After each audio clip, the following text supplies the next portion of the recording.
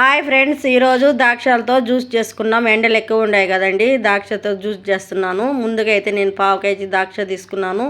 ఇవి ఈ విధంగా అయితే ఒలుచుకోవాలా, నీట్గా ఒలుచుకొని శుభ్రంగా కడుక్కోవాలి. 2 సార్లు అయితే కడగాలి. ఈ ద్రాక్షలు నీట్గా కడిగి మనము మిక్సీకి జారు ఉంటుంది కదండి, జ్యూస్ జారు, అందులో వేసుకోవాలా. ఈ కడిగినటివి ద్రాక్షలన్నీ కూడా మనకెంత తగినంత చక్కెర వేసుకోవాలి. ఎంత సరిపోతుందో అంత తీపి వేసుకోవాలండి. మనం కొంతమంది తక్కువ వేసుకుంటారు, కొంతమంది ఎక్కువ వేసుకుంటారు. ఈ కాచిన పాలు చల్లారిన తర్వాతే పోసాను. ఇట్లా మిక్సీ పట్టుకోవటమే. మిక్సీ పట్టుకొని పక్కన పెట్టేసుకొని ఈ సబ్జా గింజలు గంటకు ముందు నానబెట్టాను.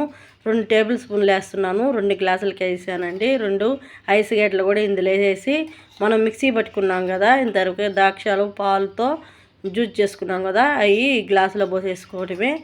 చాలా బాగుంటాయండి. అంతేను, రెడీ అయిపోయింది. ఎండలు ఎక్కువ ఉన్నాయి కదా, మనం అప్పుడప్పుడు ఇలా చేసుకొని తాగితే నీరసము ఎండబెట్ట ఏం కొట్టదండి.